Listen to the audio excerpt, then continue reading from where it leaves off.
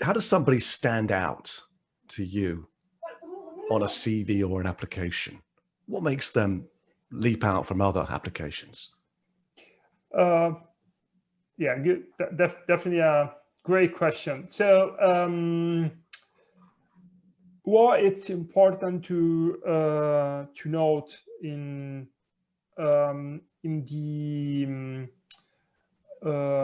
our process is a couple of things. One, let me say the hard skills. So it's something that we expect, because it's foundation for the role, because at the end we are working as a service provider, or let's say a consultancy company. So it's definitely important to have a quantitative background or knowledge. That's, I would say, the foundation.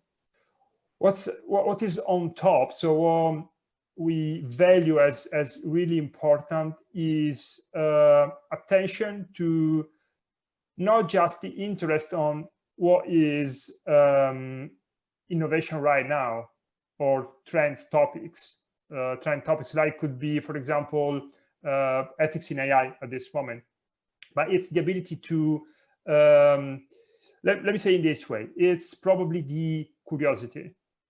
Because curiosity for us means, especially if I look in the long term, it's the ability to recognize always the innovation. So for me, curiosity is absolutely linked to innovation.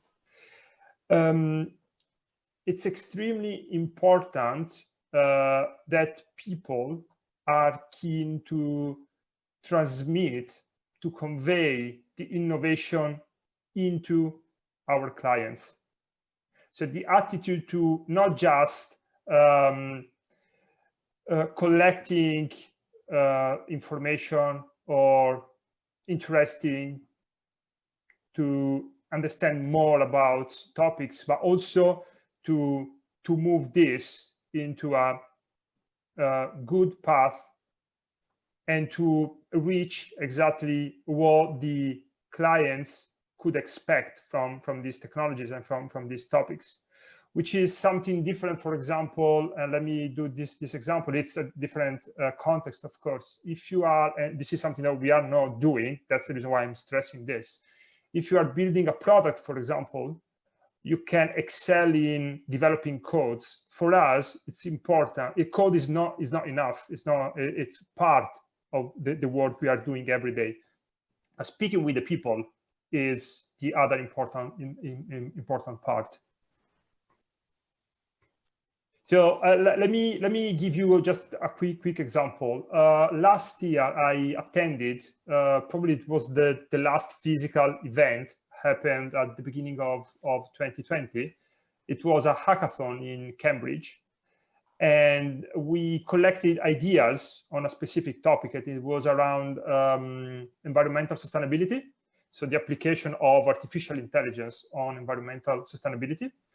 And what impressed more was it was an open hackathon, so there wasn't a specific ideas.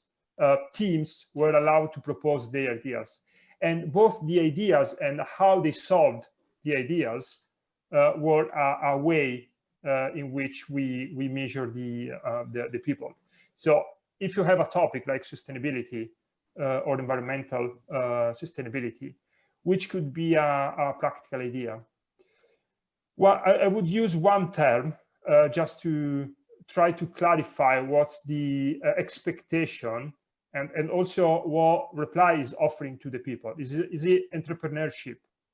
So the group is looking for people who like to creating new things and offering to solve new challenges.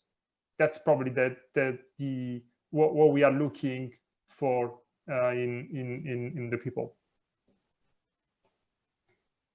Thank you. So are you saying that you'd encourage people to go and take part in competitions and hackathons as a way of demonstrating their innovation, their curiosity, their appetite? Yeah, absolutely. So yeah, Reply itself, if you go to the website, Reply itself is promoting a lot of challenges, not just on data. So I suggest to qualify also for the group to look at the website, because I think we last year we had probably 3 or 4 challenges, cybersecurity, for example.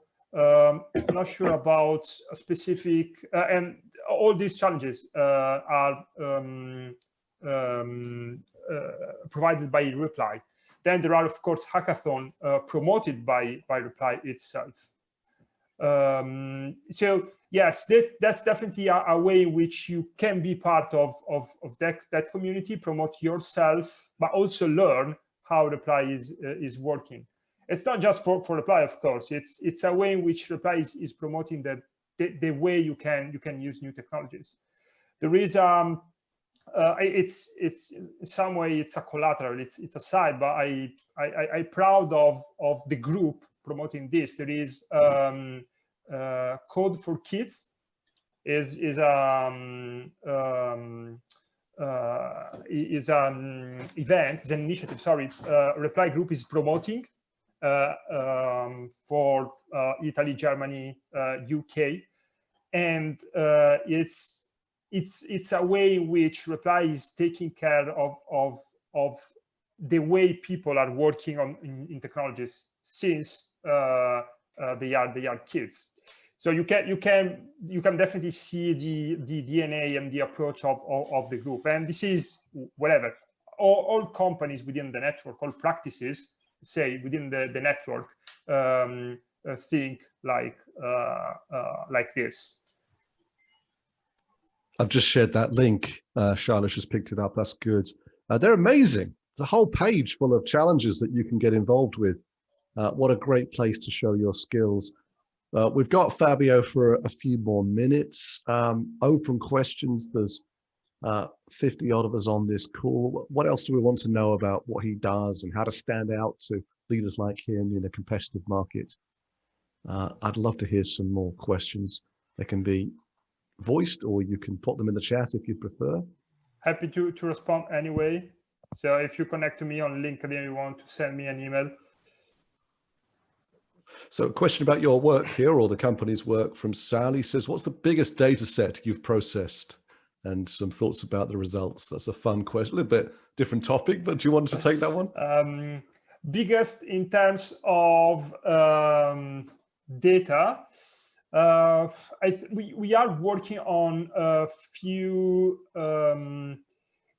IoT projects, which is usually, let's say, cross practices projects. So if you see this kind of projects, we work with the data practice, with the more, let's say, IoT hardware practice, let me say in this way, the cloud practice. And I think it's also public, and I need to double check because it's somewhere on the website, but we work with an energy company with the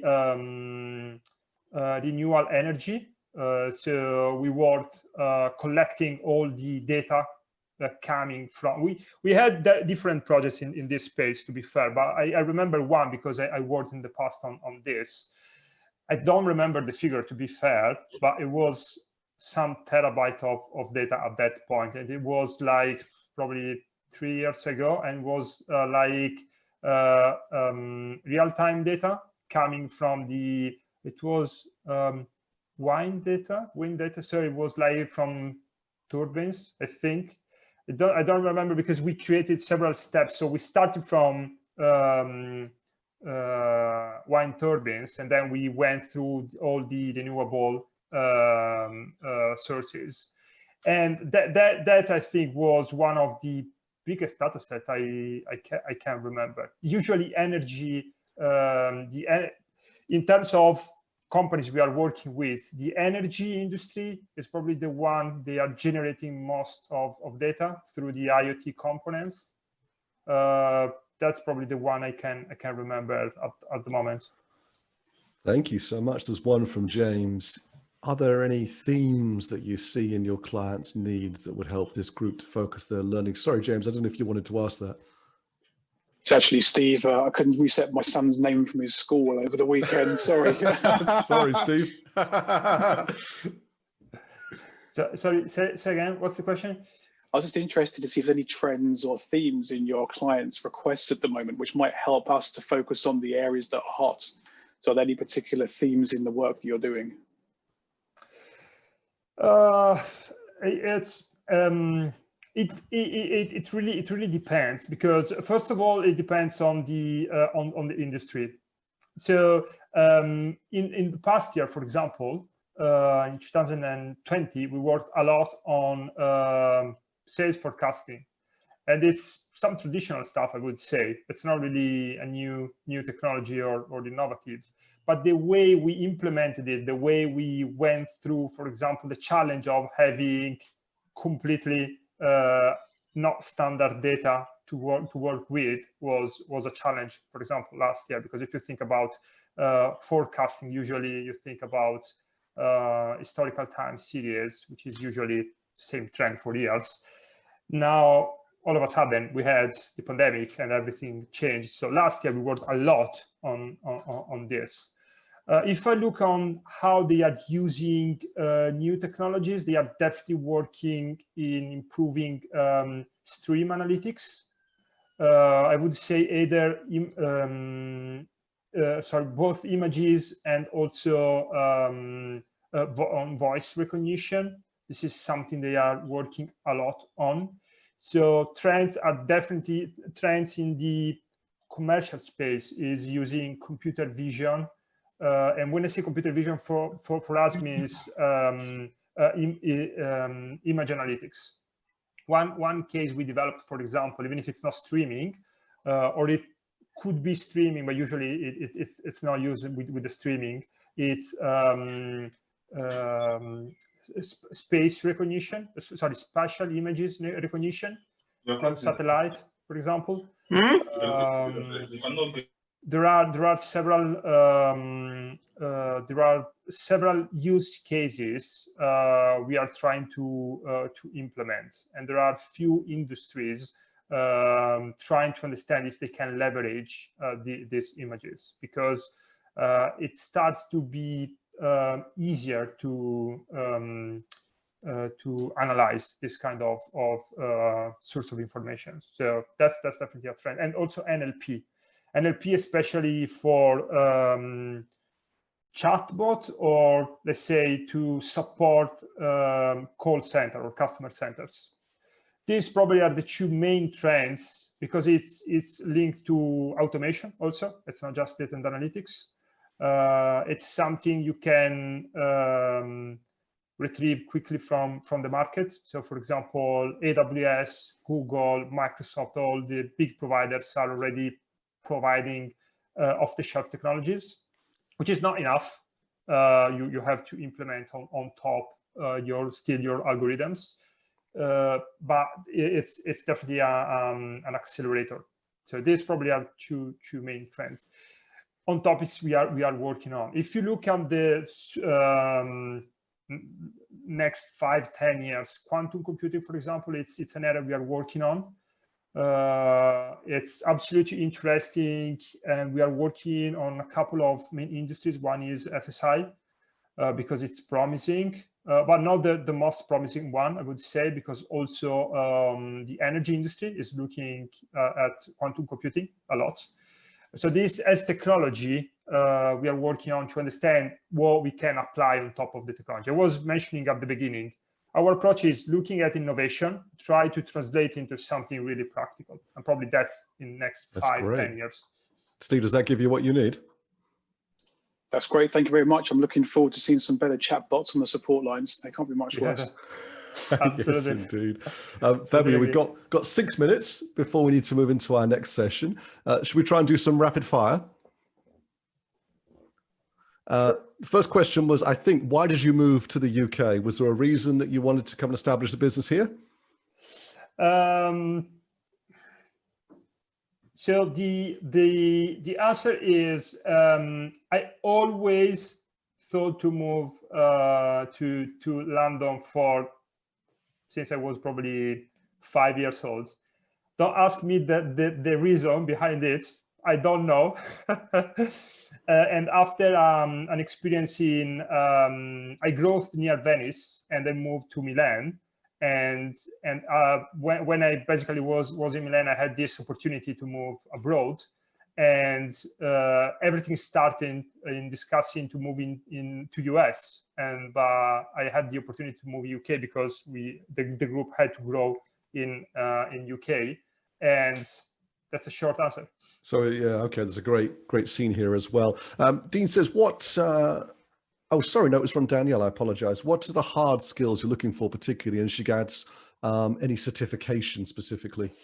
I would say that foundation for one good point is we didn't reply. I didn't mention this, and I think it's important because it's linked to this question.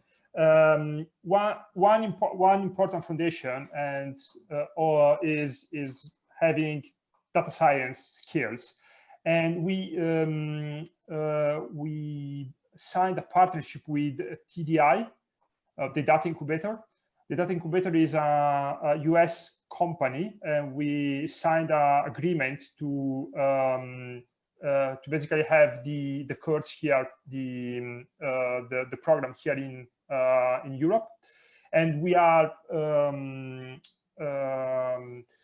providing this course to all the people joining Data Reply. It's an 8 weeks program, and it basically covers all the, let's say, hard skills, which for us means mostly Python, to be fair, because we are working probably 80% of the time with Python.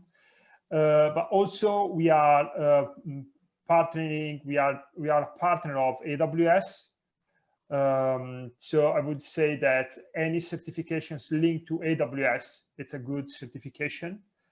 We are also working a lot with Microsoft and Google technologies, but I would say that the combination of AWS and Python probably it's the best combination at this moment.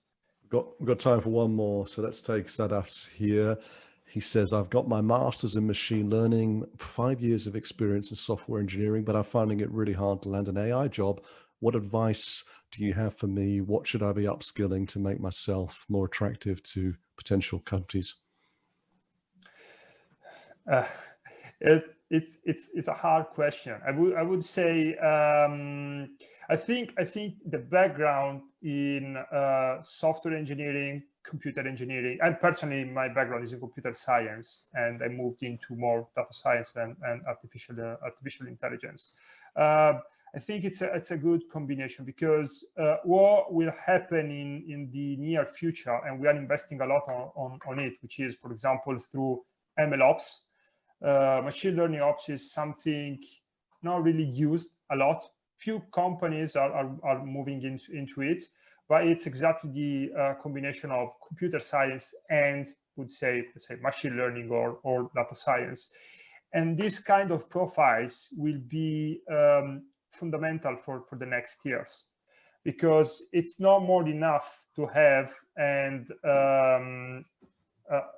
apologize for all PhDs, people who studied a lot for data science, and we still need all of them, but it's not enough, because to go into production, we need to basically translate all the complex data science and machine learning algorithms into the, let's say, systems mostly managed by computer engineers. Someone in the middle is absolutely fundamental. So I would say it's important to have that background. And moving into this space, let me call, just as a summary, it's a broad term. MLOps, it's probably a good space to work if you have a hybrid skills. Thank you so much, and we're exactly on time. Fabio, that's such a privilege that you would spend the last half an hour with us, taking these questions, talking about what you do. You do lead an incredible organization, which is part of a large organization. we've shared those links. So please join me on the chat or with your emojis to say thank you so much. You have no idea how busy this guy is. So we're very, very grateful. Thank you, Fabio. Richard. Thank you very much. Thank you for offering me this time, and happy to reply by email or anywhere. I will try to respond to all of you. Yeah, time is a precious thing, definitely. It is, yeah, and send things to me as well, and I can always get some bulk answers from Fabio as well to make sure we use his time effectively. So Fabio, you're welcome to stay as long or as little as you want. You can dash off now and do other things, so you can stick around. You're very, very welcome, and thank you very much. Thank you, Richard. Thank you all. Wonderful. Right, let's keep to time from one leading industry figure to another. We're back to back today. It gives me great pleasure to be introducing Violet Snell. Now, some of you will have met Violet before at these sessions. We've featured her as our industry expert before, and now she's actually going to run a session for us, which is a huge privilege. Violet has a doctorate in computer vision and machine learning. She has a background in video processing and software development. Right now, she's leading a team of researchers producing deep learning solutions for traffic safety applications. I know you like me to keep your intro short and sweet, Violet, don't you? Thank you. I could say a lot more. Yes. May I abuse my privilege as the next speaker to ask Fabio a follow-on question? So as someone else who hires people in this space, I'm interested to see if, you talked about Code for Kids, trying to increase this coding skills from an early age, but are you seeing yet any improvement in the skills shortage in data science, machine learning, in those hard skills? You mean for, in general, from universities? In your hiring, are you finding it any easier than it has been? I think it's always hard to find someone really ready, let me say in this way, ready to use. I apologize because it's not the best way, but it's just to say, okay, especially if you are coming from university to work in the industry. For example, the data incubator program is exactly thought to fill that gap in 2 months. It's still hard. Just to be fair, coming from Italy, which is a little bit different in terms of academics background, it's even more difficult because usually the university is more, let's say, generic. So more theoretical, isn't it? Yes. Italian education system is more theoretical, and the Exactly. UK is a bit more applied, and it's that applied skill that you're struggling to find people with. Yeah. I So understand. just to compare the two, just because I know the two of them. Well, there is no one better than the other, because of course here in England, in UK, you find really skilled people, sometimes too much skilled on specific Too narrow. topics. Yeah. And maybe ready to start. But if I think, for example, and especially for us, it's difficult because we are not working just on, I don't know, NLP. And you find a lot of people knowing how to work on NLP, but nothing about computer vision, for example. So sometimes you have these issues. It's not easy. And I think the solution, and something that we are trying to do, is having internships during the university. Yeah, and try we do that as well. to show also the let's say industry side, which is sometimes working not just on one topic, but more than the one at a time.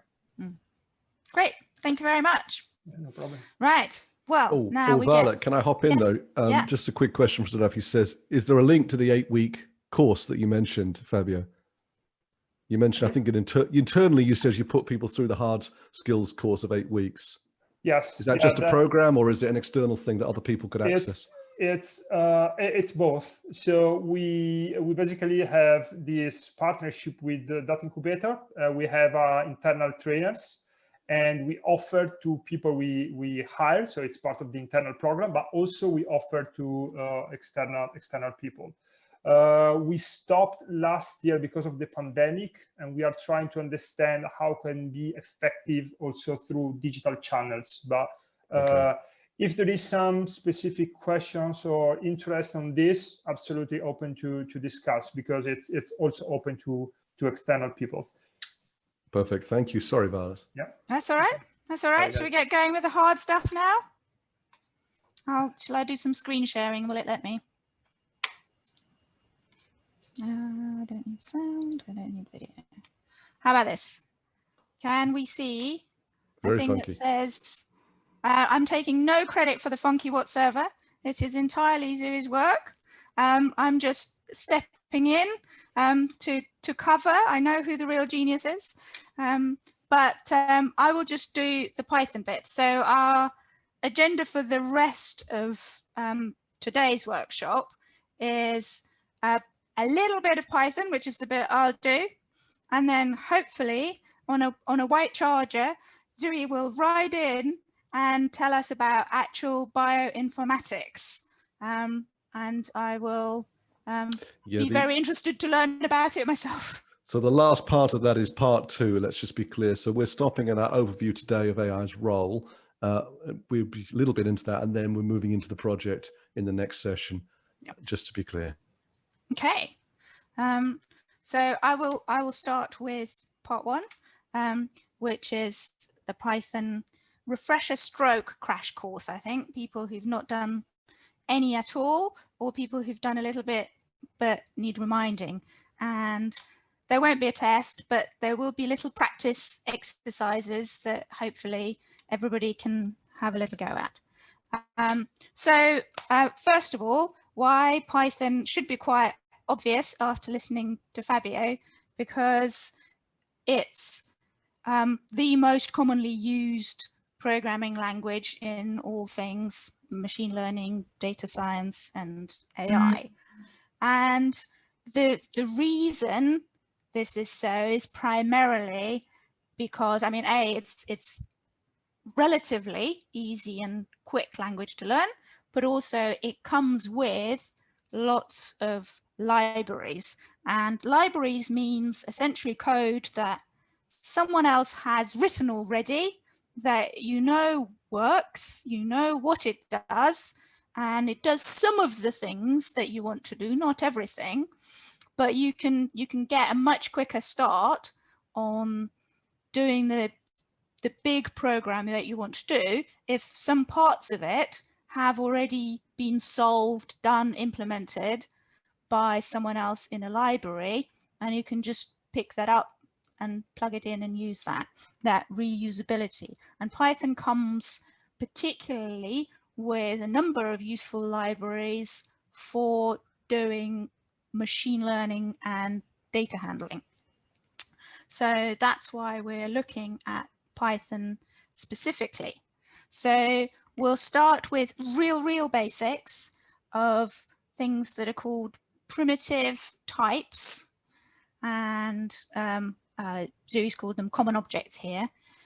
So the kind of the really tiniest building blocks of what Python offers us. So 3 types of things: strings, which are essentially sequences of characters, and although it says words, let's not forget that in computers, space is also a character, and digits, numbers, can also be characters, and this is where we need to be careful. But strings are distinguished by being in quotes. Things in quotes are typically strings, and you can't do sums with them. And if you want to do sums, which you do for your data, if your data is a numeric, and if you want to do any kind of machine learning, then you need to do quite a lot of maths.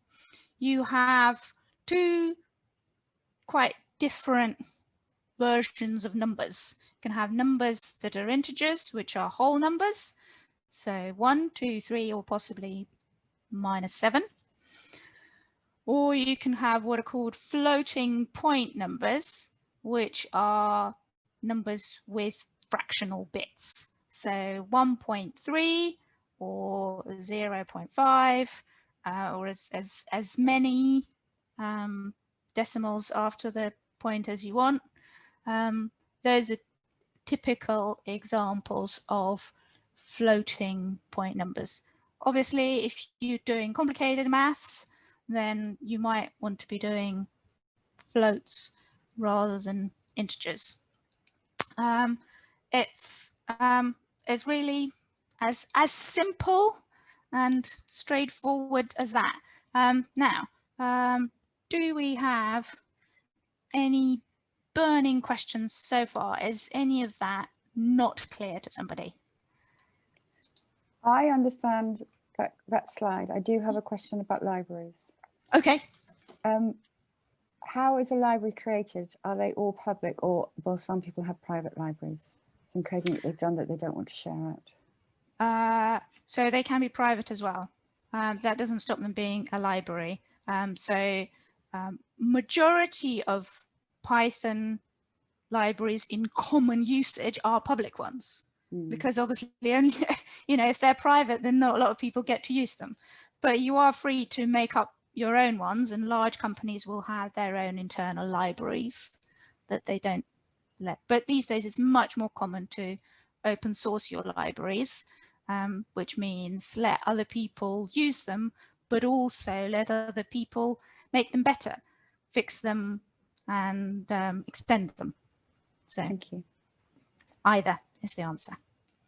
Any more for any more before we move on? Okay. There's one question in the chat. Oh.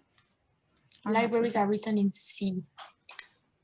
No, that's not true. So most Python libraries are written in Python. There are C libraries written in C, and you use them in C. Python does allow you to use some libraries that are written in C. It has kind of bridging methods, but that's not something that is a restriction. You don't have to write the libraries in C. You can write them in Python. That's absolutely fine. It's just a complex piece of code that does something useful that you wrap up in one package and you say anyone else can now use it again. Does that make sense? What's the typical way you go about finding these libraries? Just Google them? Yeah, just Google them. Yeah. So they're all over the place. Sorry? Yeah, there are lots. There are lots. Yeah. There are lots of different, so you search for libraries for doing particular things. You might have a graphics library, you might have a maths library, a highly dimensional data library, a drawing library. They're sort of packages of things. Yeah. Oh, there's a useful comment in the chat about where else you can be finding more libraries. Okay. Oh, and she's here. I've only just started. Okay. So the other concept that we need to understand in pretty much any kind of coding, not specific to Python, is variables. So a variable, I like to explain a variable as a named locker. Imagine rows of lockers in a locker room, and there's a name on each one. And it's like that. At any one point, you can look in the locker, see what's in there, put a different thing in there. The thing in there will be one of those simple things we've looked at, or perhaps something bigger and more complicated. But you can change what is in the box. You always refer to it by the same name. The sticker on the door stays the same. But what is inside the locker, you are allowed to change. You can sort of initially put 3 in there, and then a bit later go, oh, well, but I now want 7.5 to be in that same variable. And that's why they're called variables, because you're allowed to change them. So the other thing about variables is that once you've put something into your named box, you can take it out again as many times as you want.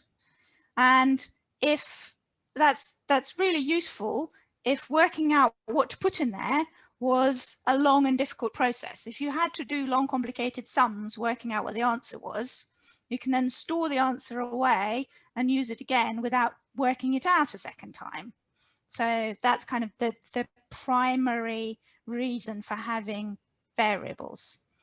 And as Dewey says on the slide there, the distinction between variable names and strings is that the variable names don't have quotes. So if there's some kind of word that doesn't have quotes on it, it's possibly a variable name.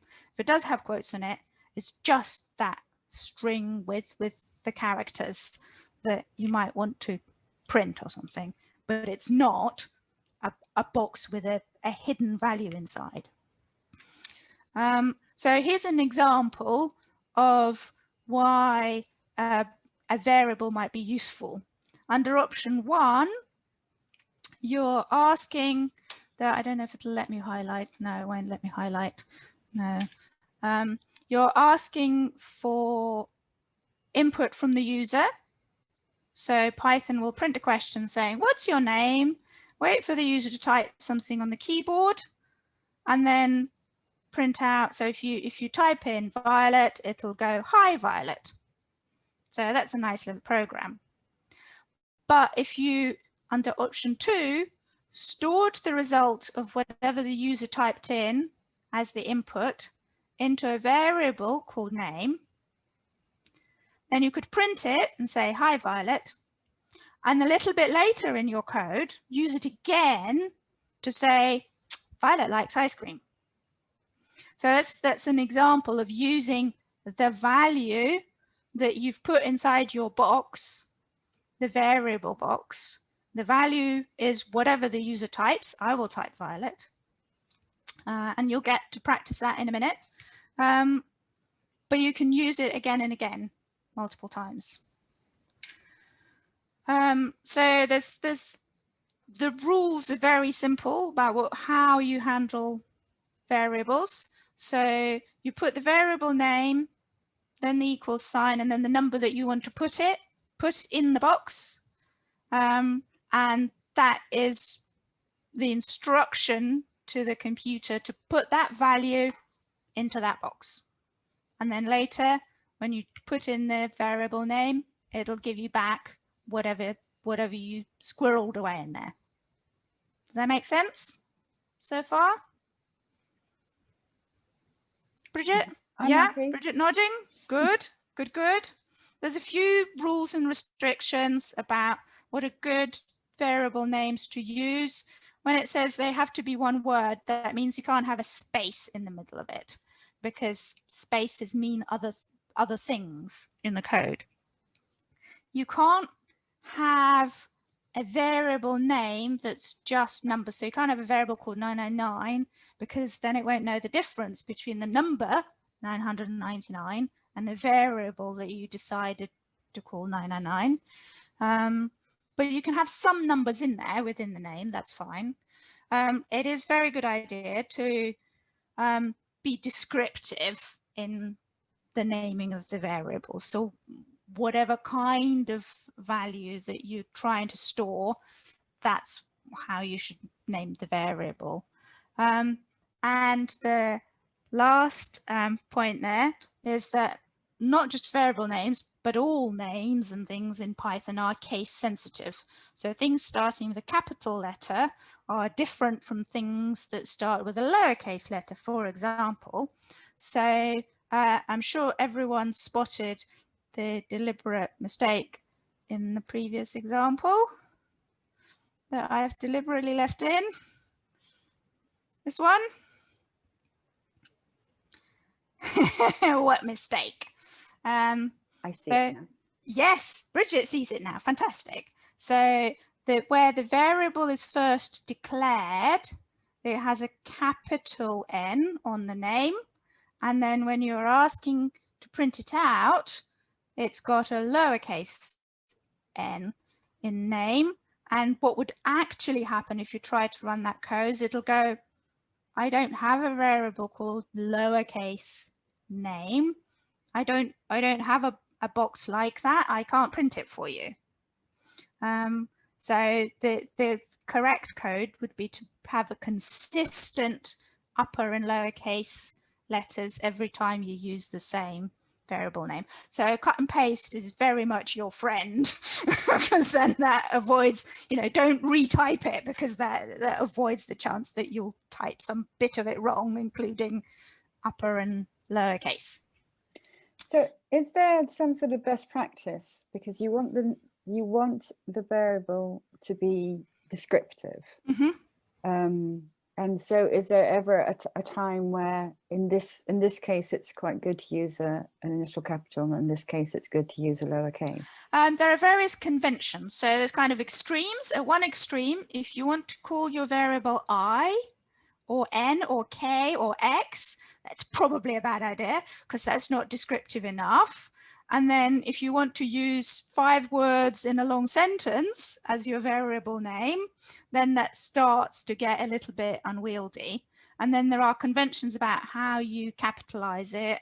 And typically a project or a company will have coding standards that say our naming convention is this. We'll put everything in lowercase and we'll put underscores between the words. Or a different company will say we will start the first word with lowercase and the next word will start with an uppercase. And then, you know, there's various combinations like that, and you see them crop up in different places. But there are a few common ones that are just naming conventions. They're not rules. Okay, thank you.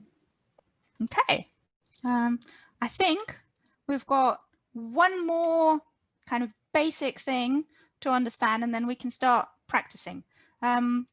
So you've already actually seen that these things called functions, and they're really, really fundamental to Python. So in our example here, there were actually 2 functions being used, the input function and the print function. And functions always have a name and then some round brackets.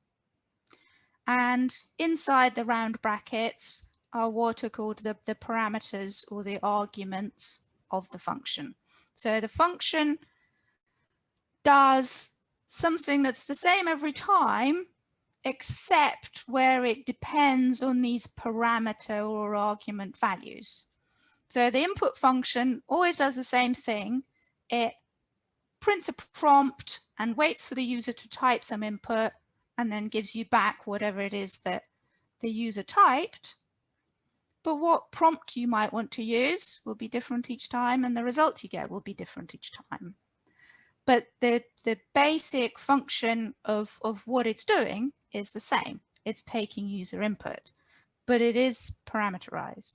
And equally, print is always going to print some strings to the console, but what it prints will be different each time because you will give it different arguments.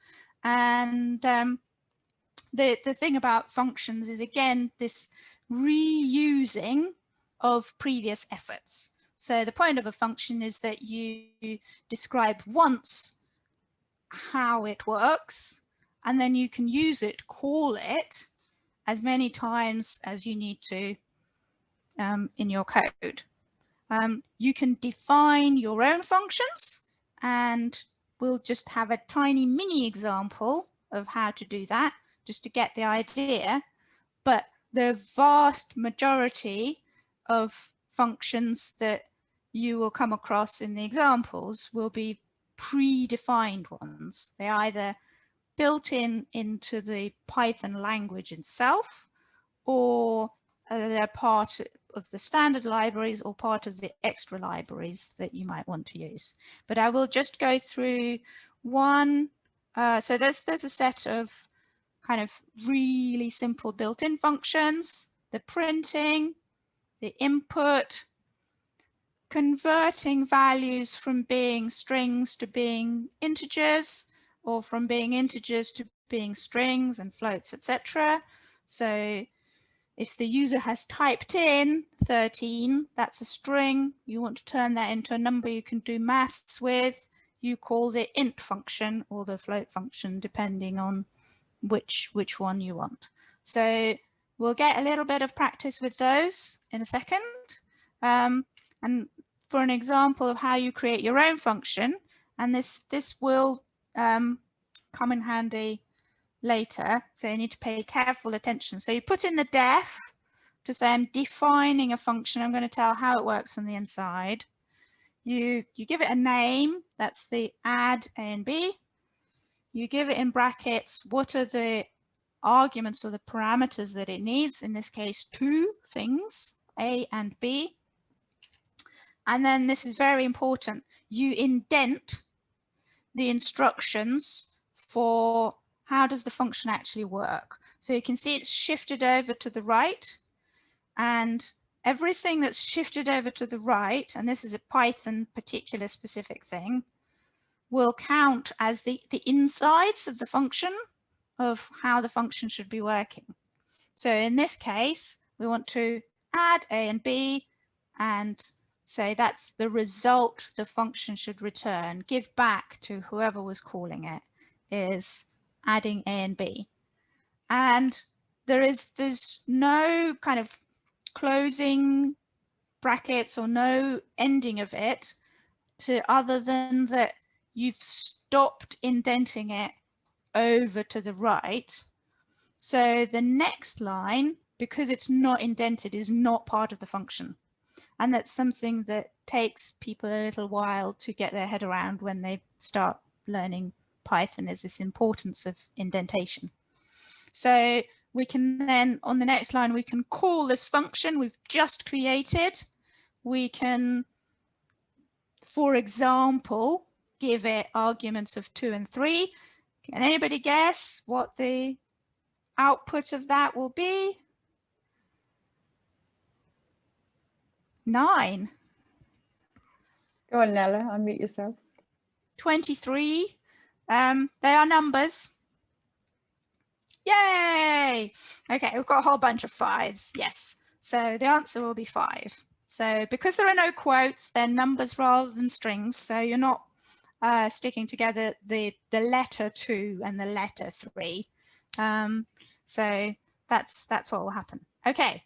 I think we get to play about time. So I'll hopefully paste that into the chat. Yes. And hopefully everyone can open up the notebook, the Collab notebook, and start practicing. So that it's divided into sections, and we've only covered the first little bit, so we will just practice the first section and see how everybody goes. Hopefully we'll just whiz through it. Zoe, could you just check out the link for me and make sure that it does indeed all work? Yeah, it opened up for me. Okay.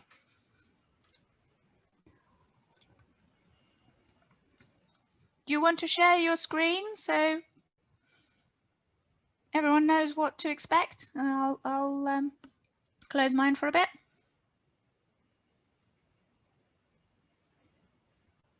Sorry, expect what?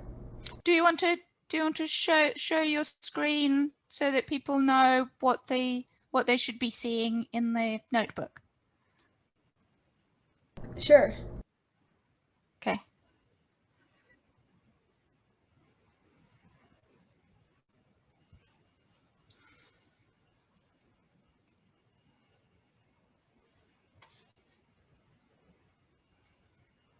Oh, it says screen sharing is disabled. Ah, I've stopped mine. Does Richard need to give you permissions or something? Yeah, I think you're co-host, Violet, so you might have the permissions. I'm just okay. looking on mine.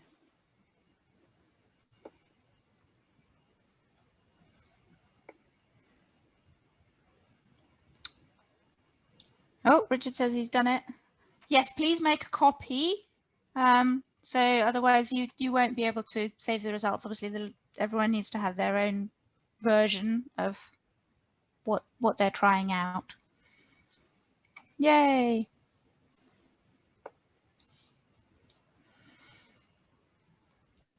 So we're just doing the first section of the very basics of functions and variables. So very similar to the examples that you've seen. Where do we write our? So code? where you've got the green comment bits, you should be able to edit that bit. So we do want to demonstrate a little bit of code typing in there. Yay! Oh, you've given away with your answer. And then you press the play button, and hopefully you get the answer. All right, on task that's, one. That's the basic process. So Rob is having a problem with the URL. Bridget, are you able to edit it and stuff? I am editing. Yeah. Okay.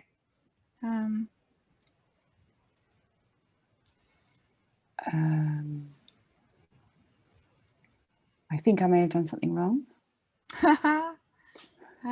Yeah, I think it's mostly working. So which one are you on, Bridget? I'm on the first one. I'm just trying Okay. to print my name. Okay. Do you, Yeah. What do you want to show us? And then we'll see if we can. Yeah, maybe if I stop sharing, you can show us. Share screen. Now, are you finished? No. I'm trying to find the print. Okay. Okay. So that's what I did. This is very instructive example. Thank you, Bridget. So, what makes something a string? Oh, it has to be in quotes. It has to be in quotes. So without the quotes, it thinks there's going to be a variable called Bridget, and there isn't one. And so it's going, it's not defined. Yay! I made the mistake on purpose so we could learn. Yes, thank you.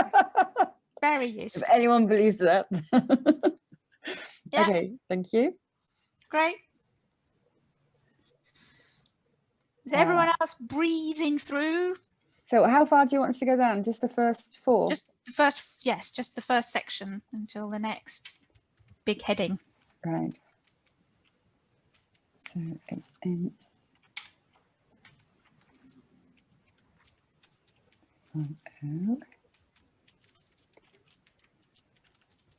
No, I got that wrong again.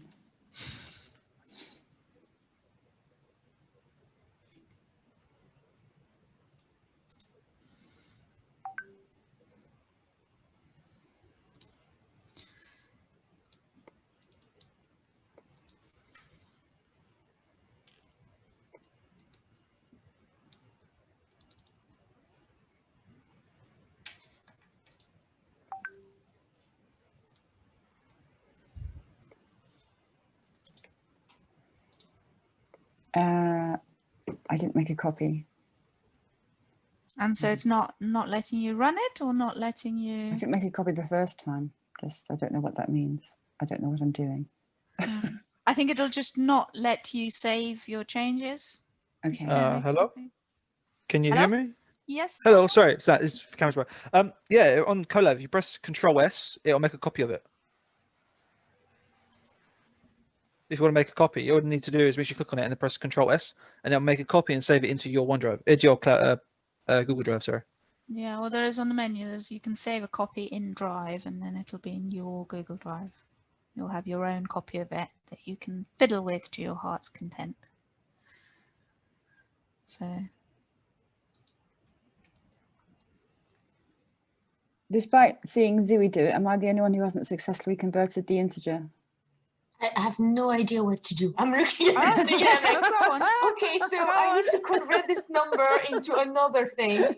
And well, so the number 2.0 is not an integer number. It's a decimal number with a point something, which makes it a float.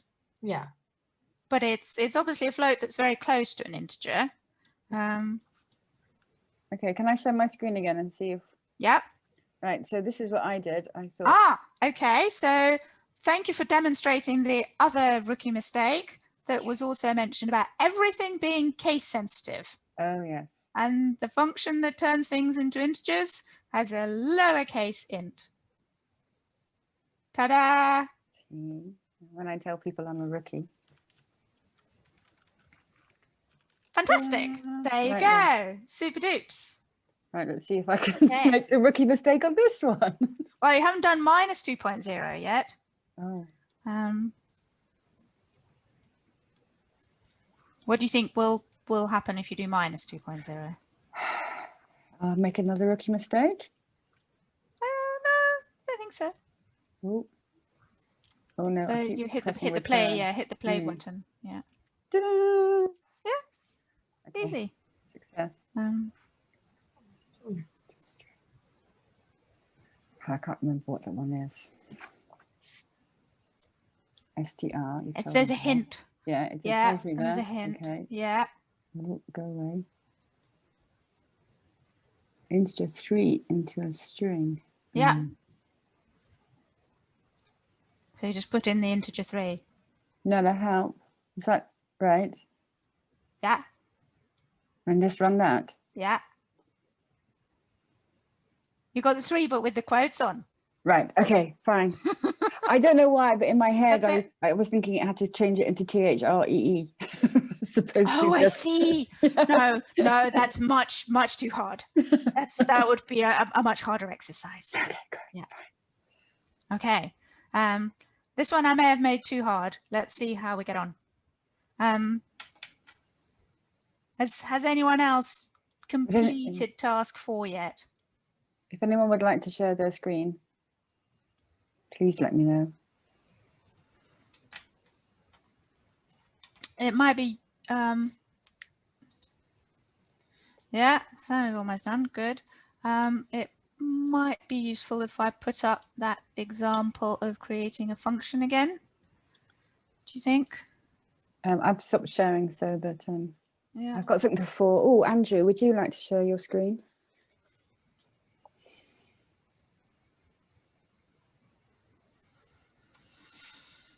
Thank you.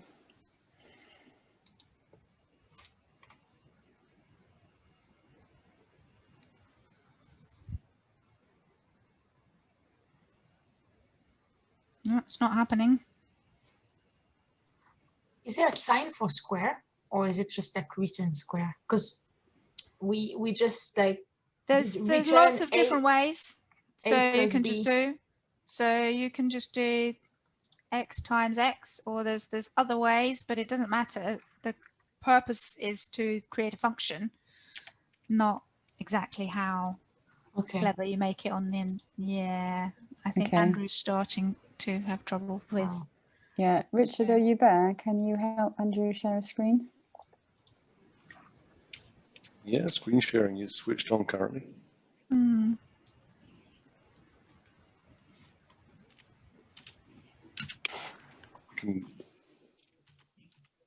Go for it, Rob.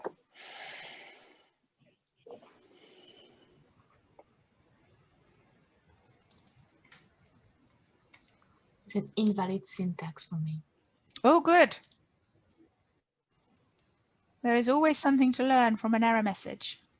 There you go. That's a lovely variation of how you might write a function to square a number. So this one actually prints the number rather than return it, but that's one of the possible options of. Oh, thank you. Yep. So it's used a variable. Don't have to use a variable. The important things are that you can see there's a block of code that is shifted over to the right, and those are the things that are inside the function that tell you how does the function work. And then once you go back over to the left edge, then you're able to use the function because you've finished describing how it works on the inside. Does that make any kind of sense? My knowledge at the level where I understand hearing about it, and I've yet to practice more so I can actually do it, but I'm happy with where we're at. Sorted out the syntax error, Nella? Still muted? Sorry, yes, no, still an invalid thing for me. Are you able to share your screen? Yeah.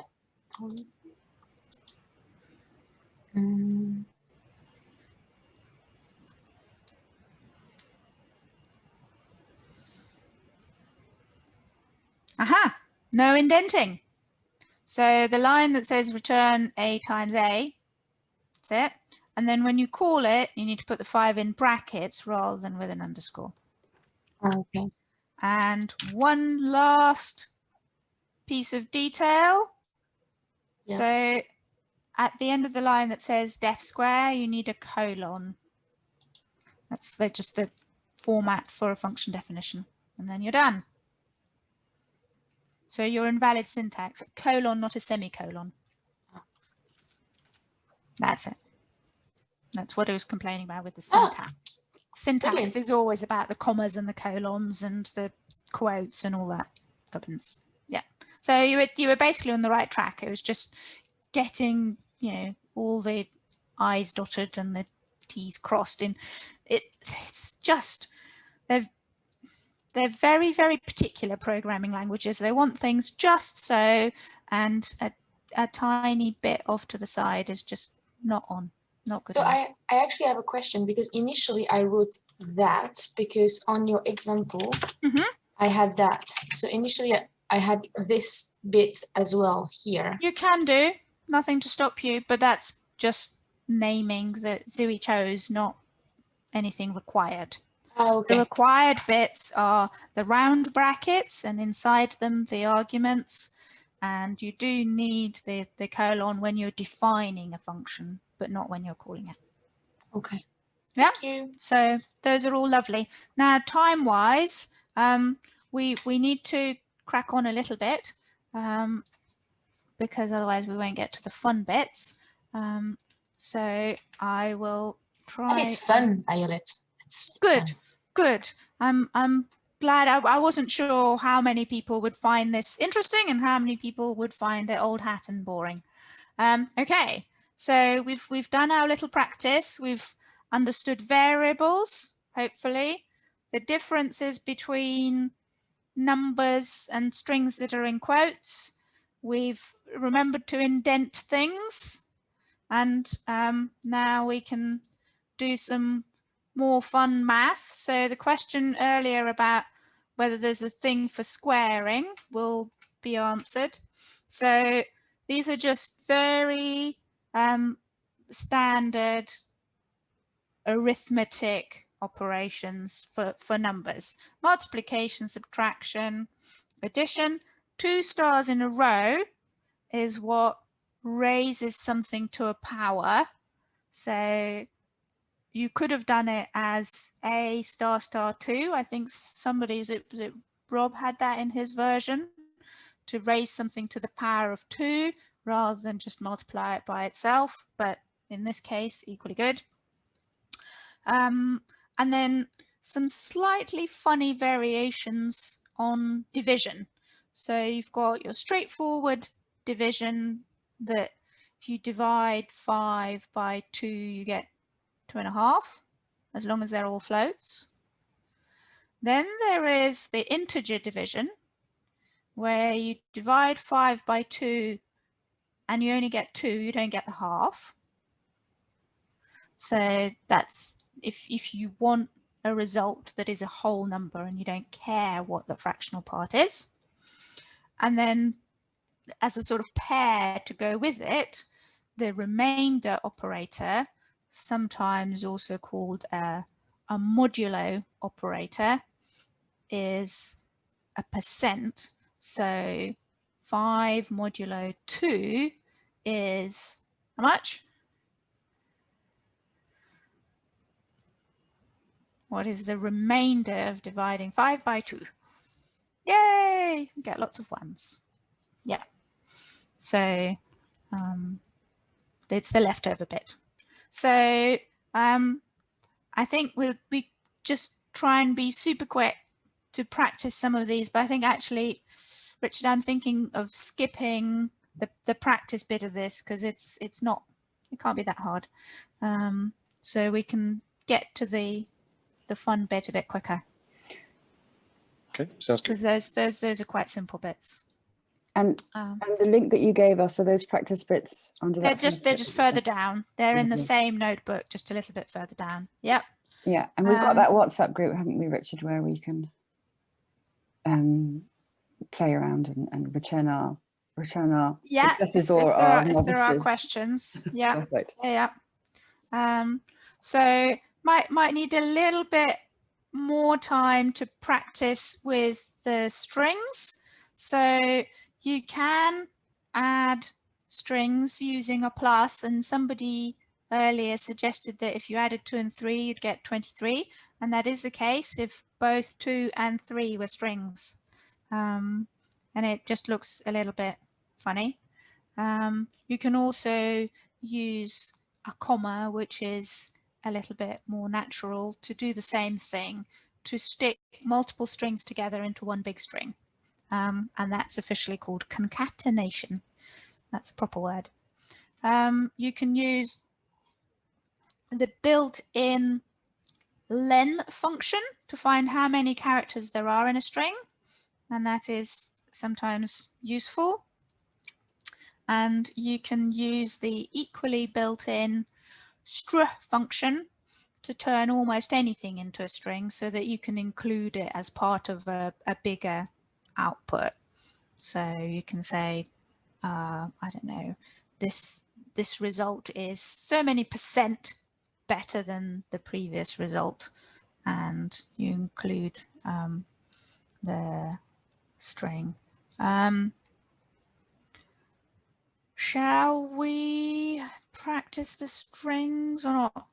Zuri, how are you feeling about doing practice strings? Do you want to get cracking, or should we have a little bit more playtime? Oh, have we lost Zuri? No, she doesn't seem to be answering.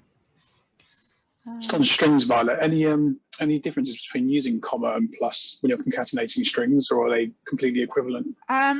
There's some subtleties about whether you're using Python 2 or Python 3. Oh, right. Which we don't want to go into and confuse everybody. Excellent, that would do, that's enough. Yeah. Thanks, Steve. Yeah. I would tend to use commas when I'm doing printing multiple things in a row.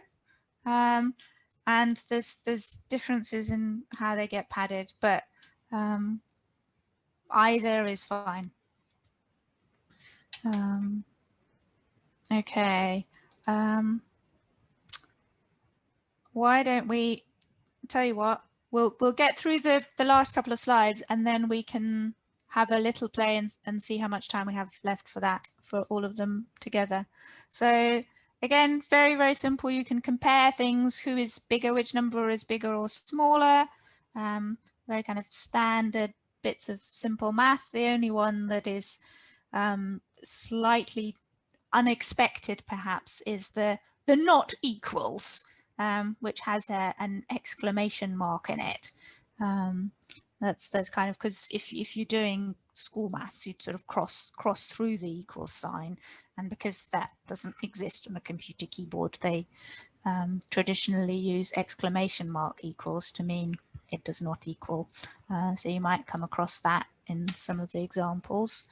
And the last bit of excitement is loops. So loops you use when you want to do the same thing over and over again a certain number of times, and they're called for loops because the way you write them starts with the letters for, and the intuitive reading of it is for every index I, and I will be a variable with a very bad name, I just didn't have enough space. For every index in the range up to 10, we're going to do a certain section of things. So we're going to do that 10 times. And again, you need to be careful about indenting your block of code. Everything that's shifted over is inside the loop, and all those things will get done 10 times, but they'll get done 1, 2, 3, 1, 2, 3, 1, 2, 3, right? It'll run through all of the lines in the block and then go back to the beginning. This one is very boring because all it'll do is print the current value of the variable I, and then anything that's still indented that you put in there will still count as things to do every time you go around the loop. And then as soon as you've unindented, as soon as you've gone back over to the left, that's the next thing to do after the loop is all finished. That will not happen until all 10 times through the loop are done. Does that make sense? I think that's, no, IIAI is not what it does. Any other offers for what that particular loop will actually do? So the reason it doesn't print IIAI is that the I is not in quotes. So I is a variable that has a value and not just the character I.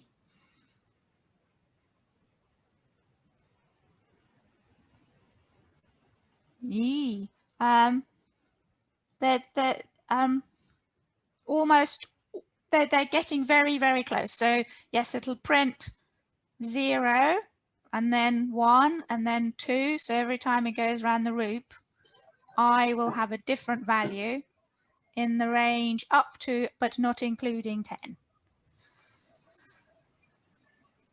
So in fact, the last one it'll print will be 9. But there will be 10 things printed. So whatever is inside the loop will get done 10 times. But being a computer, it starts counting at 0.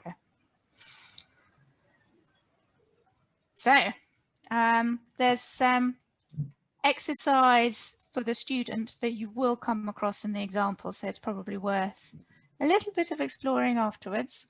You can also have for loops that rather than just do the same thing a certain number of times, we'll do it for every item in a list, but we've not looked at lists at all. So I'm not going to open that can of worms, but we can have a little bit of time, I think, just to do some little attempts at exercises. Do you think, Richard, or shall we?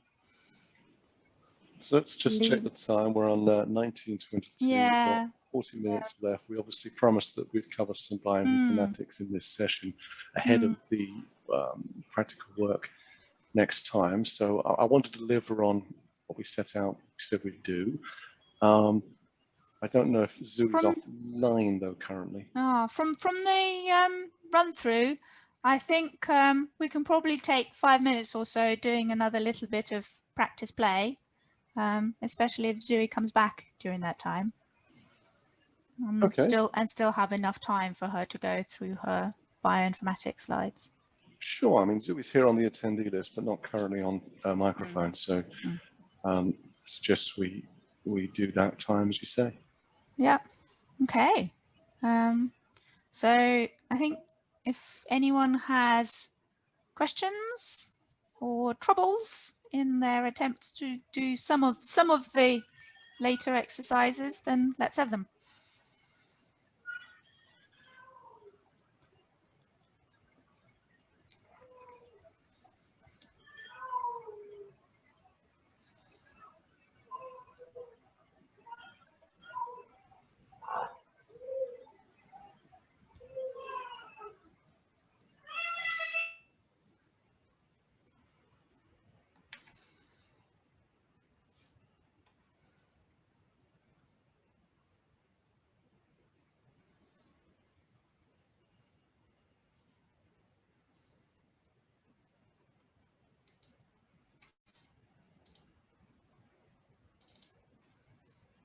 So we've covered the section on basics of functions and variables, but there's a few simple ones for just doing sums and the different types of division and very, very big sums with powers.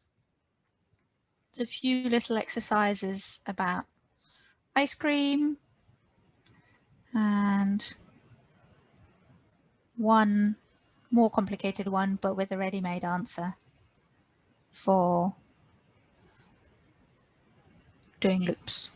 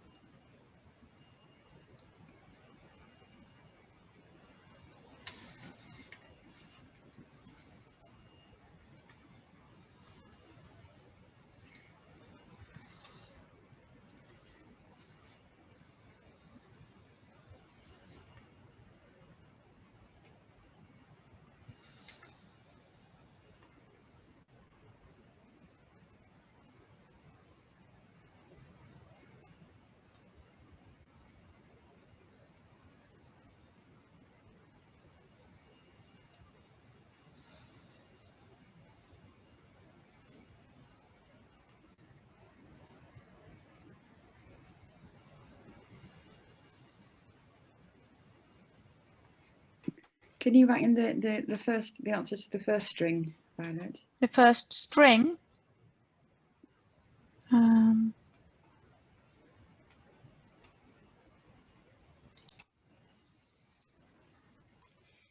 mean this one? Yes, please. Okay.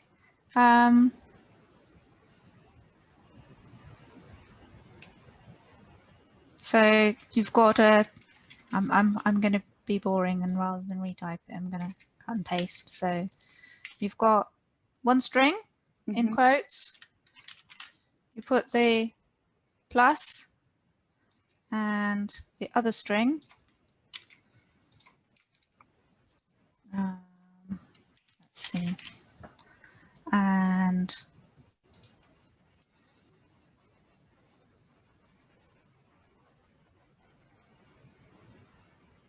slow code.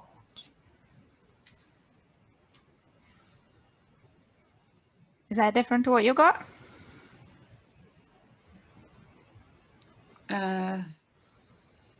Great. So now I was just trying to figure out if I needed a function first, but I don't. You just type string. No, these ones are like really simple little things. Yeah. Not meant to be complicated. Wonderful. No. Thank you. So I'm going to experiment and see if doing it with a comma makes any difference. Ha ha ha. So it only works if you print multiple things. But then you lose the quotes. Yes. So it's also got the comma is inserted an extra space between them. Yes. Yes, I was going to say. it does. It does. That's one of the effects of the comma that's different. And you had to put the function print before it. Yes. Okay. And if I could have printed the result of, but then I wouldn't have the space. It comes out without space if you do a plus. So the plus really does just stick the two strings right next to each other, one after the other. Hmm. And is organizing system with scrambles. So the collection tape contains rock music, folk music, country music, classical music, movie soundtracks, and all sorts of other genres you don't immediately recognize. Very exciting, unrelated conversation. How are we getting on?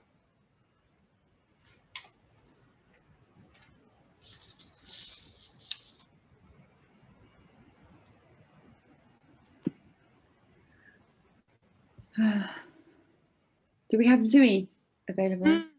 That was my question. Yes. Is Zoe back?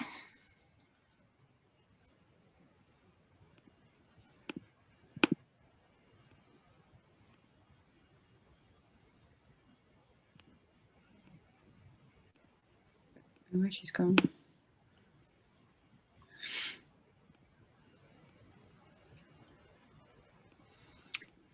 I tell my student programmers to cut and paste as much as they can, because when they retype it, they'll get it wrong. Cut and paste is about reuse. Although what they're not allowed to cut and paste is whole blocks of code, because they should define a function and call it if they want to use it multiple times.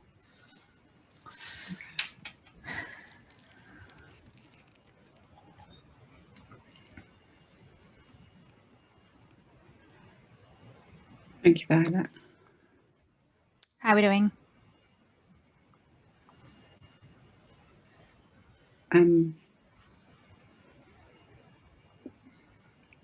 Unclear as to where Zoe is. Oh dear. Don't know if she's having technical problems. Is anyone else having coding problems or successes that would like to share with us? Samuel is done. Very good.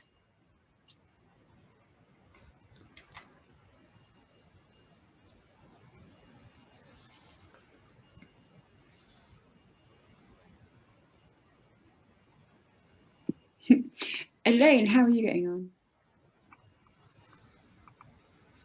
Is Elaine still with us? I'm not sure. I can't see everyone unless I stop the sharing. We seem to be having technical issues with Zoe. Wait, guys, I just figured out my mic wasn't connected. We're good. Ah! There you are. Yes, fantastic. I was wondering why no one was talking. No, we're all going, where is Zoe? Fantastic, you're there. Okay. So what did I miss? Well, we're trying to do the last few bits of exercises while we were waiting for you. Okay. So if you are ready to take over, then please do. Okay.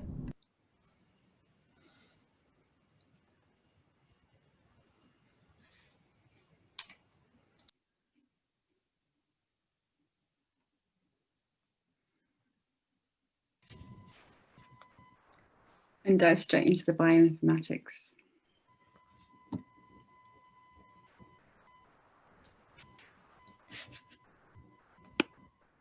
Okay, can everyone see my screen? Yes.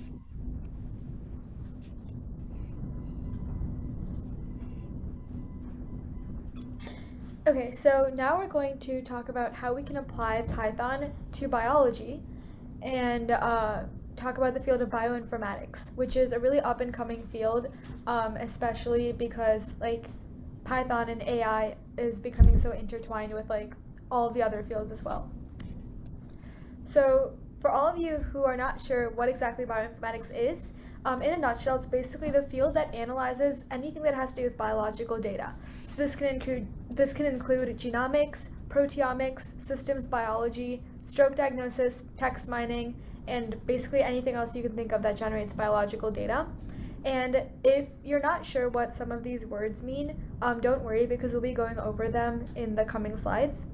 And bioinformatics has two main applications in terms of like real life industry level applications. So one would be precision medicine, which is basically where you analyze a person's entire genome and epigenome and figure out what drugs are basically the best fit genetically. And you, instead of just throwing random drugs at a person, you basically look at their epigenetic makeup and I guess like educatedly give them the drugs that would be best for their genes and what genes are turned on and off. And there's also automated diagnostic tech, which is, like I said earlier, stroke diagnosis or cancer diagnosis or any of that.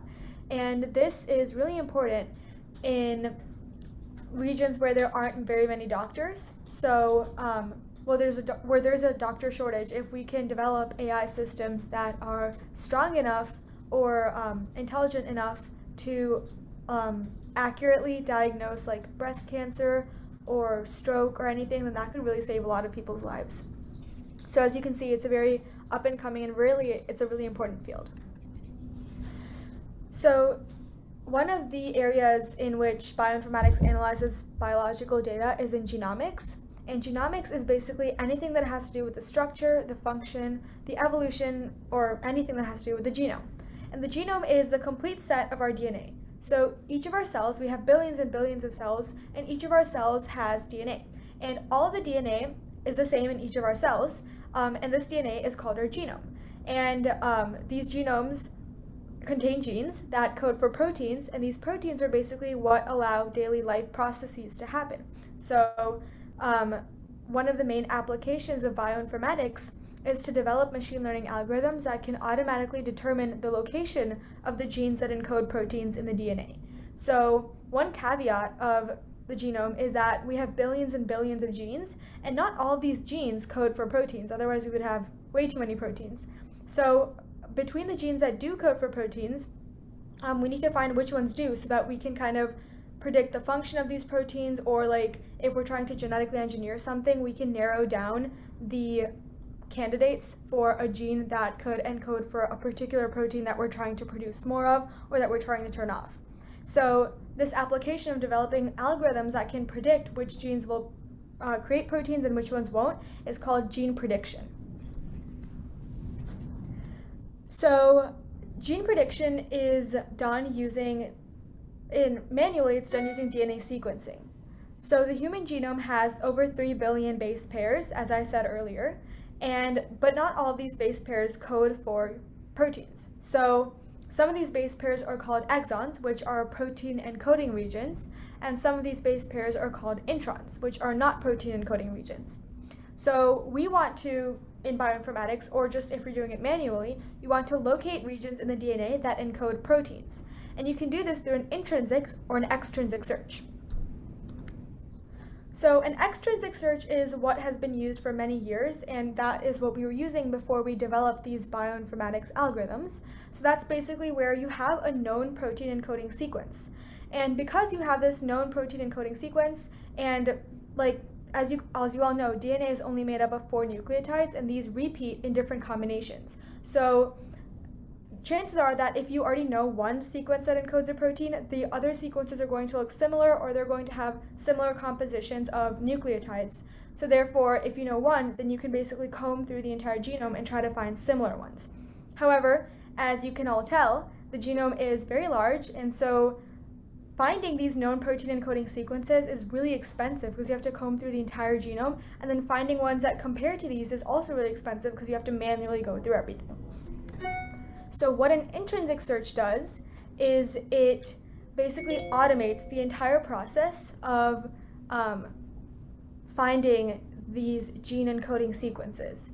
So basically, instead of going through it manually, you can create an algorithm that combs through the entire genome and finds sequences that are potentially protein encoding, and then the biologist or the scientist can then go through these sequences that the machine learning algorithm has already predicted, and then they can check it manually. So it really shortens the time that it takes for somebody to find a protein encoding sequence, and therefore you can greatly increase like the amount of, I guess, like genes that you know the function of. So that can really help in like gene editing and everything, because you know like what gene to edit if you want somebody to not have HIV or something.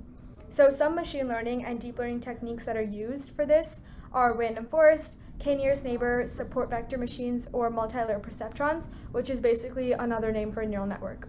And also, if you guys are confused about some of these techniques, don't be, because we'll be going over these techniques in more detail in the next part of the workshop.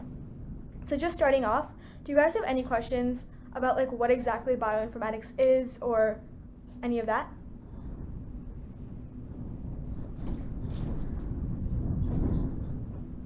No? Okay. Okay, cool. I'll take the silence for no. So you can also use bioinformatics in proteomics, and this kind of goes hand in hand with genomics. So basically the proteome, as you can probably tell, is all of the proteins that are produced by our body. So it's like every single protein that all of our cells produces.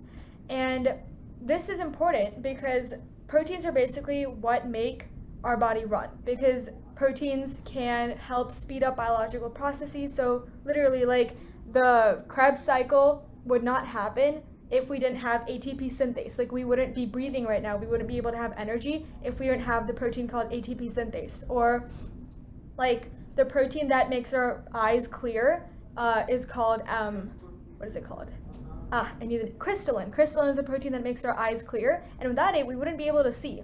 So as you can tell, proteins have a lot of different functions, and each of them are super, super important to allowing us to live and allowing us to function properly. And the thing that determines the function of a protein is the protein structure, or basically how the protein folds.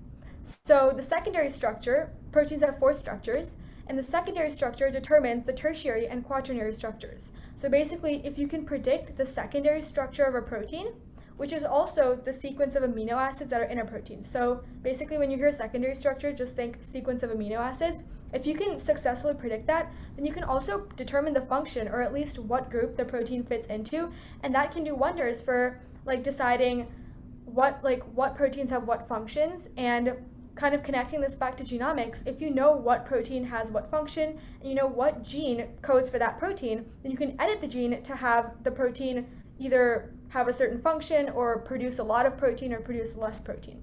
And so one way to determine the secondary structure of a protein is using deep convolutional neural fields. Any questions here? Yeah, why do they fold? Why do proteins fold? Yeah.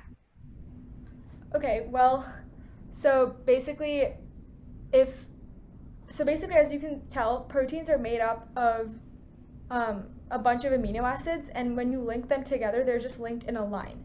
However, a lot of these proteins need to have a specific shape in order to kind of like produce whatever function they're trying to do.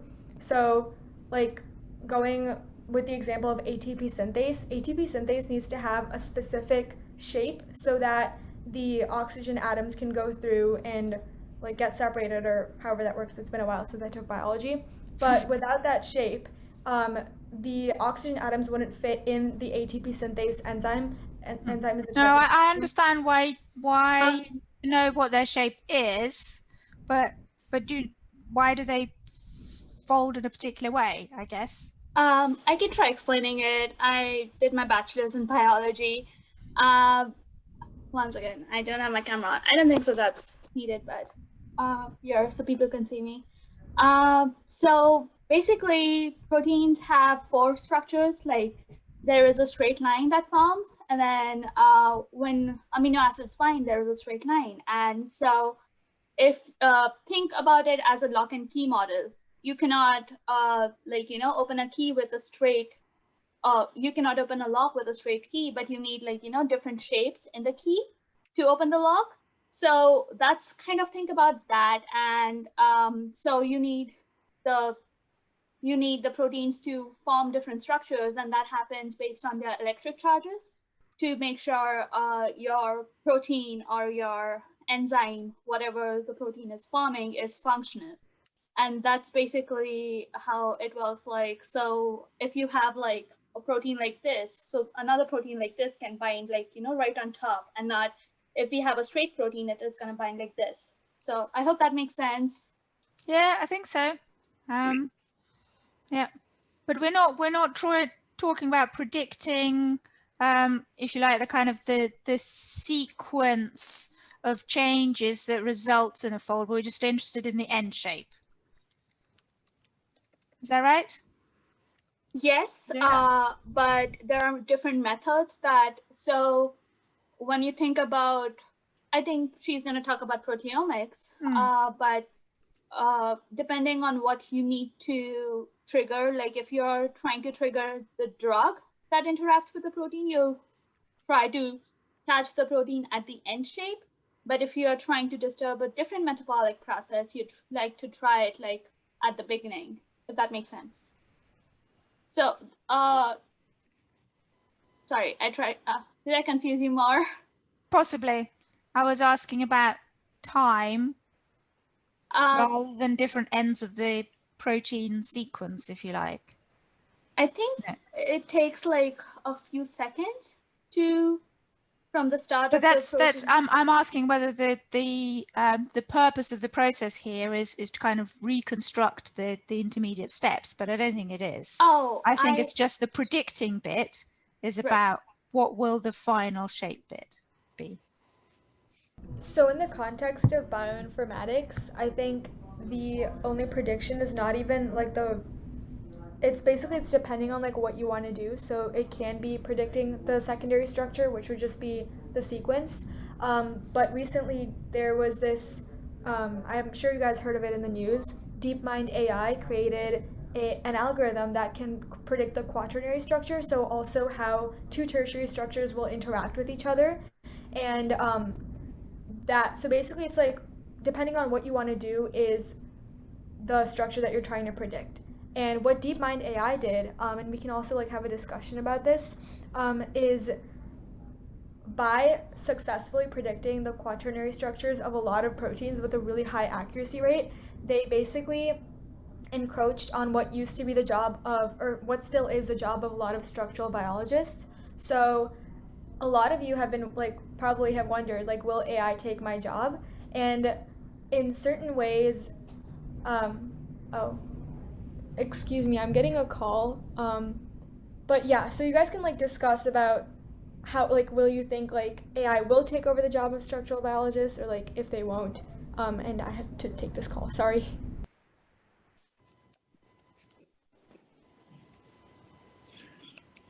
Thanks for sharing the DeepMind example there in the chat, Usha. Questions so far? While Zoe takes her call.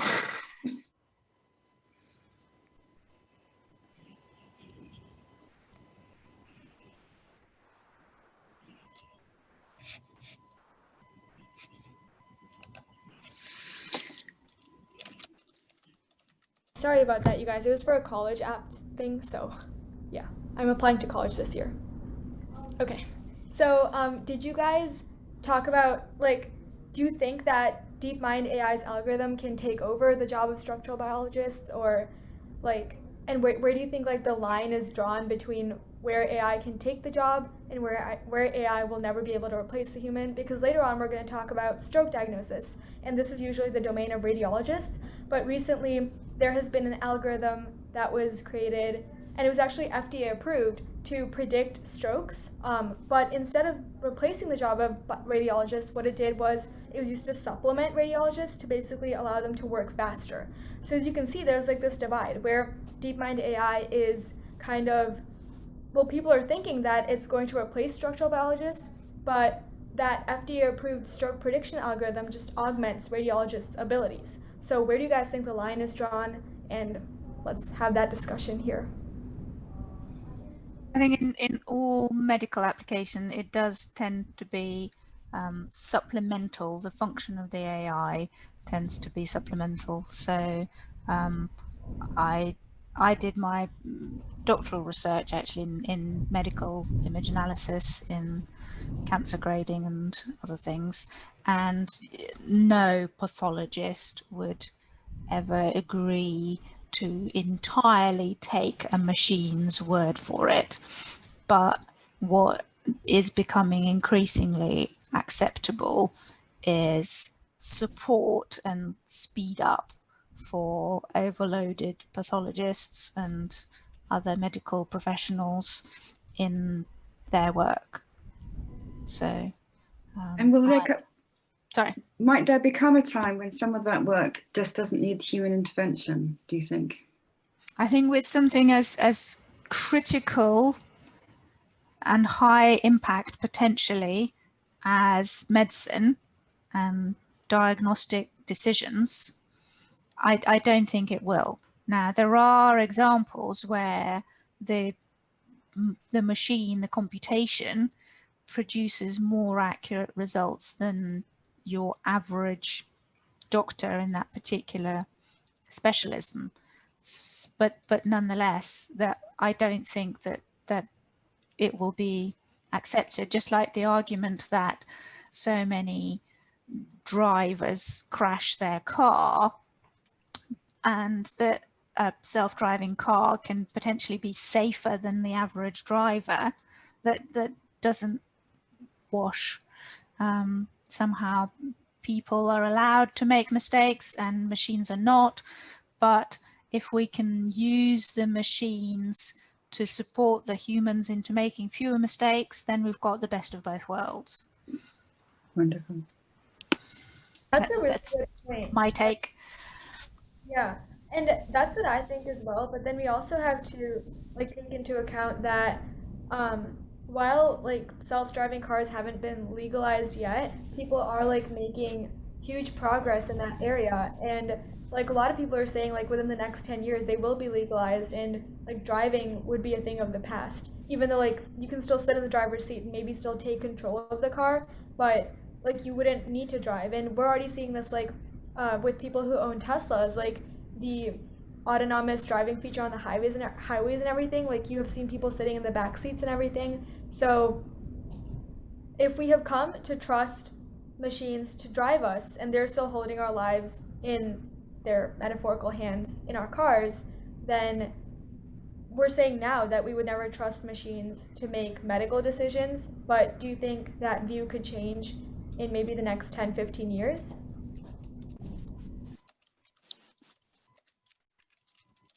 Yeah, I've got to push back on that autonomous vehicles example there. It is extremely basic so far. It cannot it cannot cope with the open systems of the world and the long tail of events, because of course they are only programmed. There is no reasoning or logic in an autonomous vehicle.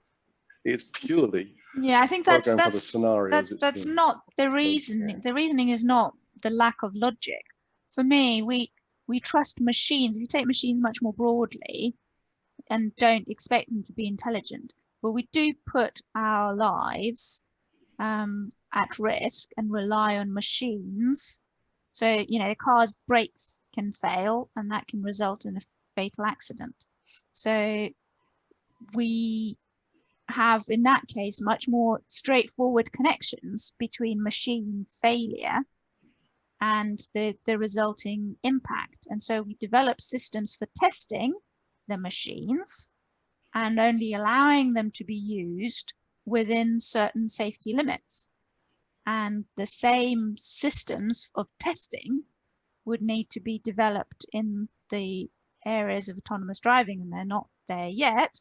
We can't yet demonstrate that the safety critical parts of it are good enough for some level of good enough that's defined by us. But that's what we do with all machines, whether they're AI machines or just mechanical machines that can also fail with disastrous results. Sure. You put it in a complex scenario, a novel situation, the car is not going to know what to do, but of course the additional safety features you're describing are fantastic. Although with all due respect, I think there are some of us, both old and young, who believe we're getting a lot closer to it than you would have thought for a long time. In fact, I have a friend who's a psychiatrist that goes to a prison, and once he gets on the highway, he sets his Cadillac to go. I don't know. I mean, Uber gave up on their self-driving project. Starsky Robotics folded because they couldn't do it, and it was too expensive and too hard. This is. But those are commercial decisions. Yes, the investment is vast, but that's separate from a kind of principled, not possible kind of How do you answer. overcome the situation where the car cannot understand what's happening in front of us because a combination of events has happened a certain way? The only thing it can do is hit the brakes. Cars behind it aren't expecting that, and one of the biggest problems we have with cabs is collisions from behind, because it just slows down or stops because it can't work out what to do. I think one of the differences though with cars and protein structure folding is cars is something that everyone can drive, or lots of people obviously can drive. Protein structure folding is not something that's very intuitive, and to actually get to a protein structure in the lab takes years and years of very, very hardcore experimentalization. It does. So I think what you're going to end up seeing there is a world where you still have the scientists doing it in the lab with whatever techniques they're doing, but they'll be working with the AI machines to try and complement what they're doing. Certainly for some areas of protein, I think it's much easier than it is in other areas of proteomics. Like if you're looking at protein structures for membrane proteins, that used to be, years ago, that used to be just completely impossible. So I think there's going to also be areas where the algorithms work better than other areas. So I think there's probably some way to go, but that's also because this area has moved on so much since I was in it, and it's amazing what AlphaFold's done.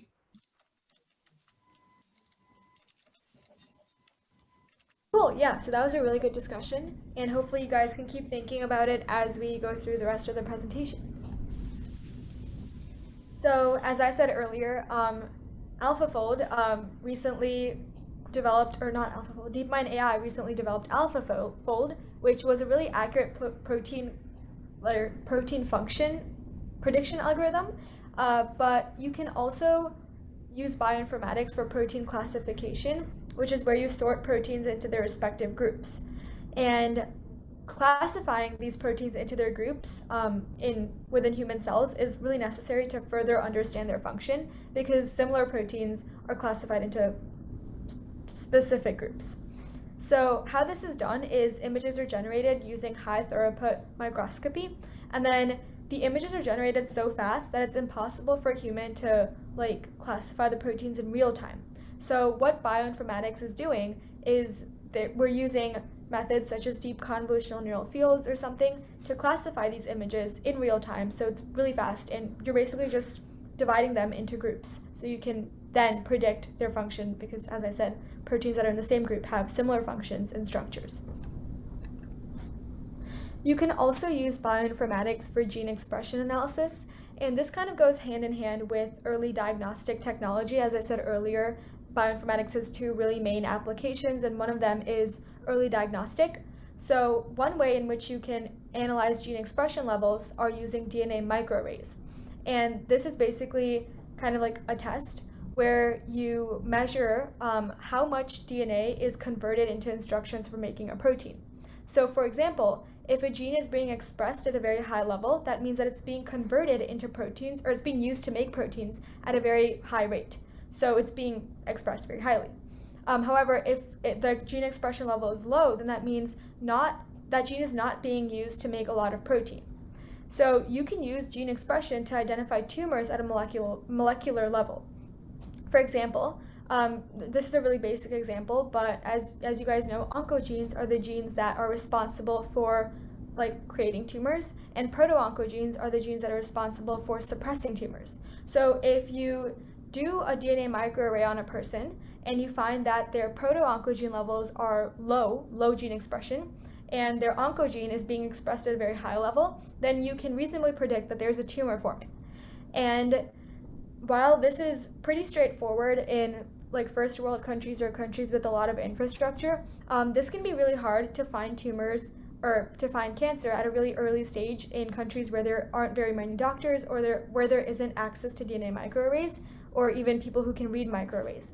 So if we could develop a machine learning algorithm to identify or read microarrays and identify which genes are being expressed, that could be really helpful to finding cancer early, especially in countries or regions where early detection is often the only way to make sure that the person lives, because in these countries where there isn't a lot of infrastructure to detect the cancer, there probably isn't a lot of infrastructure to treat it or to do surgery if it becomes advanced.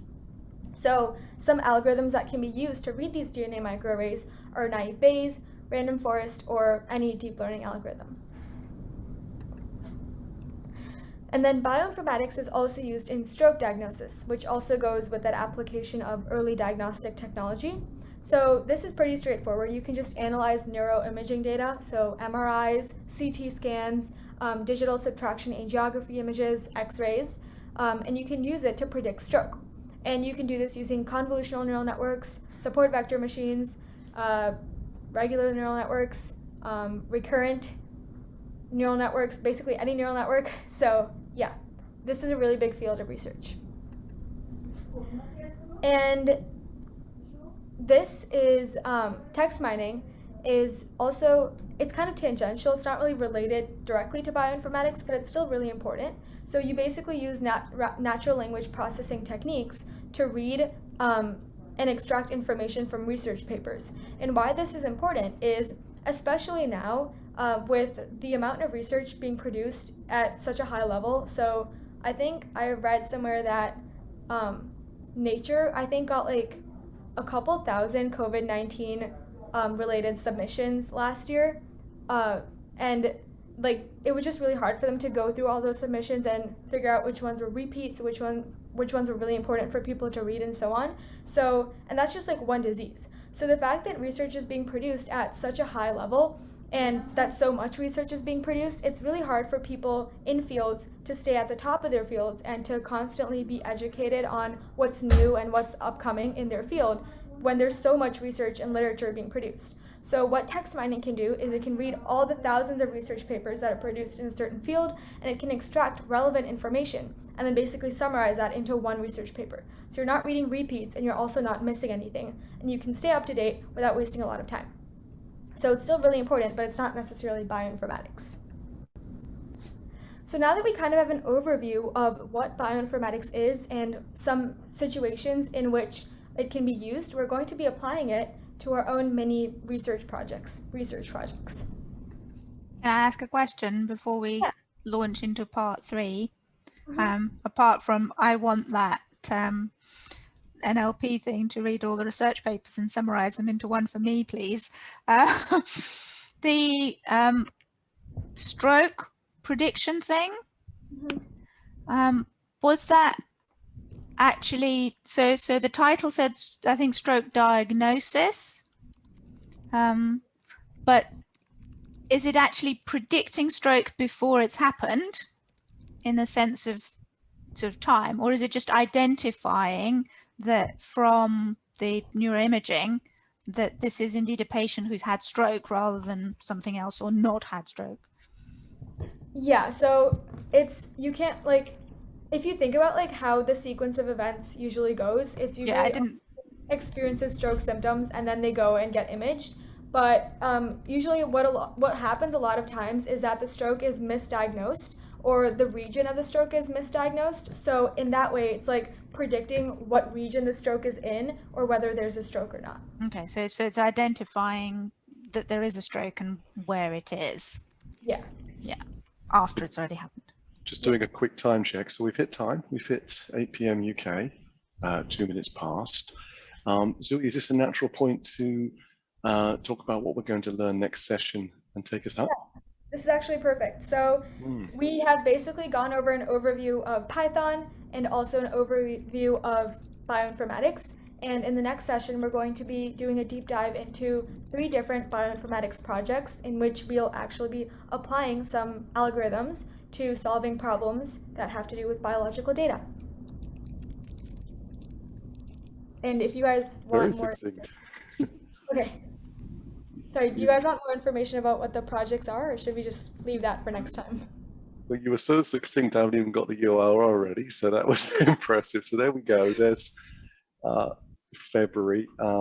There's a question that's come in from Rob as well that maybe you could pick up as we just wrap up today. And then I'll close us after that if you want. But yeah, a few examples, sure. Could you use stroke prediction in tandem? Yeah, I mean, why not? That would be really cool if you could. I think that would be a multimodal problem where you take data from different sources.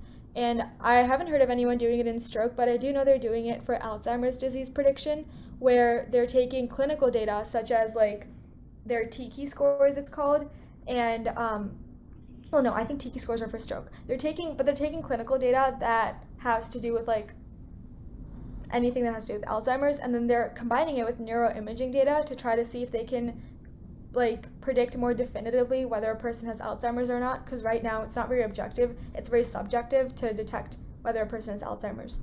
So yeah, I guess that would be really cool if they could. Awesome, that's the kind of response you want to seek to an answer. So just pop that in the chat, and I've just noted we're going to start half an hour later next month, give Zoe a little bit more time to get to this session from her studies. I'll just say my thanks, and then Zui, you can wrap us up, take us home. Violet, thank you so much for the work you did today. That was fantastic, really enjoyable. Really appreciate that. Zui as well, thank you for your session here, setting us up perfectly for an exciting session on the 22nd of February. It's been an absolute pleasure to host and then get out of the way and let the great people do their thing. And Zui, if you want to close us down, then we'll look forward to next month. Sure thing. So next month, we're going to be working on 3 different projects, and one of them is detecting diabetes based on certain demographic factors. So like weight, race, or no, not race, but I think weight, gender, skin thickness, stuff like that. So that will be cool. And then we'll also be detecting breast cancer using different characteristics of like the mole or the tumor, or not the mole, of the tumor. And then we'll also be detecting heart disease based on stuff like cholesterol levels and blood pressure. So yeah, looking forward to it.